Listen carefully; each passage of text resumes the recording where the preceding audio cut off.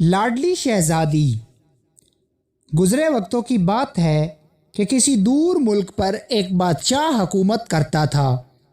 وہ بادشاہ بہت رحم دل تھا، اسی وجہ سے اس کی رعایا اس سے بہت خوش تھی۔ بادشاہ اور ملکہ اکثر اداس رہتے کیونکہ ان کی کوئی اولاد نہ تھی۔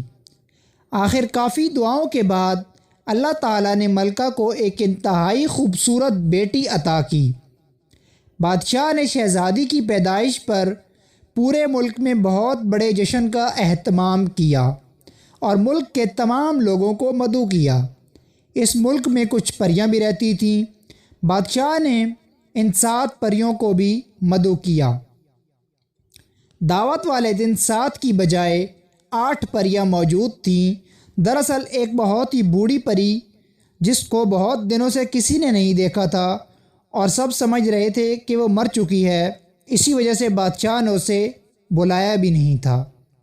جب تمام لوگوں نے شہزادی کو تحائف دیے تو ایک پری آگے بڑھی اور بولی، میں شہزادی کو حسن کا تحفہ دیتی ہوں۔ دوسری نے کہا، میں اسے دیانت کا تحفہ پیش کرتی ہوں۔ تیسری پری بولی، میری طرف سے شہزادی کے لیے شان و شوکت کا تحفہ ہے۔ چوتھی پری نے اپنی باری آنے پر شہزادی کو خوبصورت ناچ کا تحفہ دیا۔ پانچویں پری نے خوبصورت آواز، جبکہ چھٹی پری نے موسیقی کا تحفہ پیش کیا۔ قبل اس کے کہ 7ویں پری شہزادی کو تحفہ دیتی، بوڑھی پری غصے کی حالت میں آگے بڑھی اور بولی، شہزادی کو چرخے کا تکلا چبھے گا اور وہ مر جائے گی۔ بادشاہ اور ملکہ یہ سن کر رونے لگے اور تمام رعایا غمگین ہو گئی۔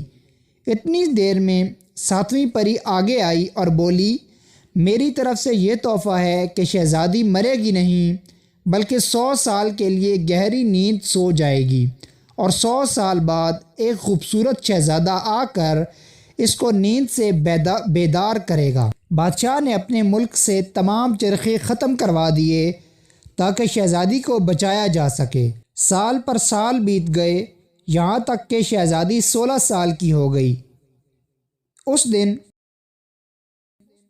شہزادی کی 16ویں سالگرہ کا جشن اپنے پورے عروج پر تھا۔ جب شہزادی محل کی چھت پر ہوا خوری کے لیے گئی، وہاں اس نے دیکھا ایک بہت ضعیف عورت چرخہ کاٹ رہی ہے۔ شہزادی نے کیونکہ چرخہ کبھی نہیں دیکھا تھا اس لیے حیرت سے تکنے لگی۔ بوڑھی عورت نے کہا، بیٹی یہاں آؤ، یہ لو، اسے خود چلا کر دیکھو۔ یہ سن کر شہزادی بوڑھی عورت کے پاس جا بیٹھی اور جیسے ہی اس نے چرخے کو ہاتھ لگایا، اس کا تکلا شہزادی کی انگلیوں میں لگا اور وہ گہری نیند سو گئی۔ بادشاہ اور ملکہ کو اس واقعے کی خبر ہوئی تو دونوں بہت پریشان ہوئے۔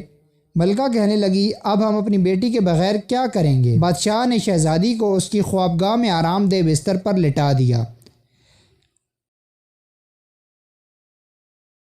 ادھر جب 7ویں پری کو معلوم ہوا کہ شہزادی 100 سال کے لیے سو گئی ہے تو وہ سوچنے لگی، شہزادی جب نیند سے بیدار ہوگی تو اس زمانے میں اس کو کوئی بھی نہیں جانتا ہوگا۔ یہ سوچ کر اس نے پورے محل پر جادو کر دیا۔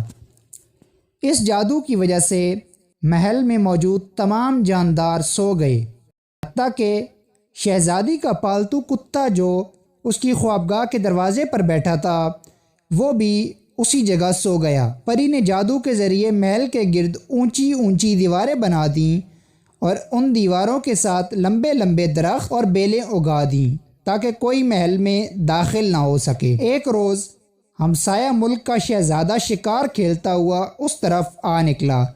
اس نے محل دیکھا تو پوچھا، یہ کس کا محل ہے؟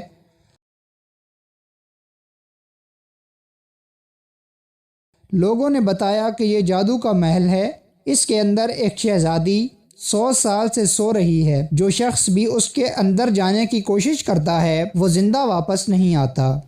شہزادے نے کہا، میں ضرور اس محل میں جاؤں گا اور اس کا راز جاننے کی کوشش کروں گا۔ لوگوں کے بہت سمجھانے کا بھی شہزادے پر کوئی اثر نہ ہوا اور وہ محل کی طرف چل پڑا۔ محل کے قریب پہنچ کر شہزادے نے جوں ہی درختوں اور بیلوں کی شاخوں کو ہٹانے کے لیے ہاتھ آگے بڑھایا، وہ خود بخود ہٹتی چلی گئیں اور شہزادے کو راستہ ملتا گیا۔ شہزادہ یہ دیکھ کر بہت حیران ہوا۔ چلتے چلتے شہزادہ محل کے دروازے پر پہنچ گیا۔ اس نے ابھی دروازے پر ہاتھ رکھا ہی تھا کہ دروازہ بھی خود بخود کھل گیا۔ شہزادہ دروازے سے اندر داخل ہو گیا۔ شہزادے نے ابھی بات پوری کی ہی تھی کہ زوردار دھماکہ ہوا، تیز ہوا چلنے لگی اور شہزادی نے قسم سا کر آنکھیں کھول دیں۔ اس کے ساتھ ہی محل میں سوئے ہوئے تمام جاندار جاگ گئے، کیونکہ اب جادو کا اثر ختم ہو چکا تھا۔ بادشاہ اور ملکہ اپنی بیٹی کو مل کر بہت خوش ہوئے۔ سب نے مل کر شہزادی کی 16ویں سالگرہ منائی، کیونکہ 100 سال گزرنے کے باوجود سب لوگوں کی عمریں وہی تھیں جو ان کے سونے سے پہلے تھیں۔ شہزادی اور شہزادہ خوشی سے جھومتے رہے۔ کچھ دن بعد دونوں کی دھوم دھام سے شادی ہو گئی اور شہزادہ اپنی شہزادی کو لے کر اپنے ملک روانہ ہو گیا، جہاں دونوں ہنسی خوشی رہنے لگے۔